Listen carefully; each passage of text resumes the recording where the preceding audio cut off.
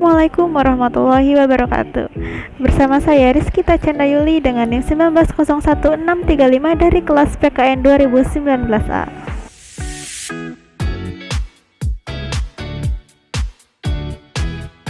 Dengan dosen pengampu berikut ini. Nah, dalam pembahasan video kali ini yaitu mengenai pengertian komunikasi politik, komponen komunikasi politik, dan pola komunikasi politik. Yuk, mari kita simak penjelasan berikut ini. Mari kita mulai mengenai pengertian komunikasi politik. Komunikasi politik menurut para ahli, yakni Miriam Budiarjo dan Gabriel Almond. Yuk kita simak video berikut ini. Komunikasi politik menurut Miriam Budiarjo merupakan salah satu fungsi dari partai politik untuk menyalurkan beragam pendapat dan aspirasi dari masyarakat dan mengaturnya sedemikian rupa penggabungan kepentingan dan perumusan kepentingan untuk diperjuangkan menjadi kebijakan publik. Sedangkan menurut Gabriel Almond, komunikasi politik merupakan salah satu fungsi yang selalu dalam sistem politik. All the function performed in the political system and political socialization and recruitment, interest articulation, interest aggregation, rule making, and rule adjustment are performed by mean communication. Setelah kita mengetahui pengertian dari komunikasi politik, selanjutnya yaitu komponen komunikasi politik. Apa saja komponen komunikasi politik itu? Yuk kita simak berikut ini.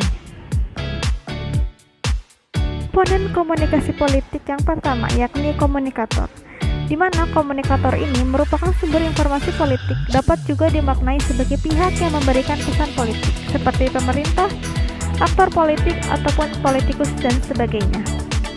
Komponen komunikasi politik yang kedua yakni pesan. Pesan ini tentu berisi tentang muatan politik seperti dukungan, ide, ataupun gagasan. Yang ketiga yakni media, yaitu alat untuk menyampaikan pesan politik. Komponen komunikasi politik yang keempat yakni komunikan, yang merupakan pihak yang menerima pesan politik. Komunikan ini bisa berupa masyarakat, ibu-ibu, atau pemilih pemula. Bisa juga pemerintah yang dapat masukan dari publik. Yang kelima yakni efek. Efek ini dapat berupa feedback. Feedback ini tentu digunakan untuk menjadi sebuah dukungan, pengetahuan, sampai pada partisipasi aktif khalayak dalam hal politik. 4 yakni hambatan, berupa teknis dalam politik. Selanjutnya yaitu pembahasan mengenai pola komunikasi politik.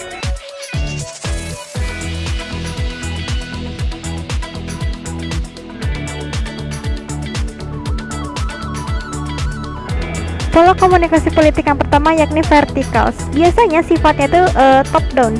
Bisa terjadi dari pimpinan ke yang dipimpin, misalnya presiden ke menteri atau ketua partai kepada partisipasinya.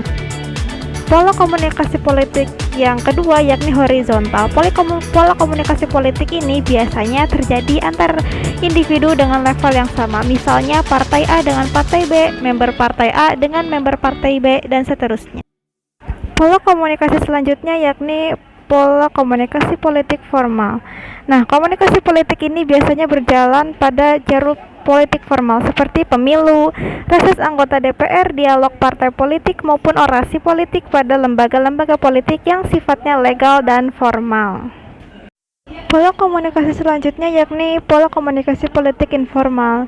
Nah, pola komunikasi politik informal ini biasanya bersifat tidak resmi. Misalnya kayak obrolan di warung kopi, obrolan antara individu dengan memperbincangkan kebijakan pemerintah, ataupun diskusi ringan mahasiswa ataupun netizen di media sosial.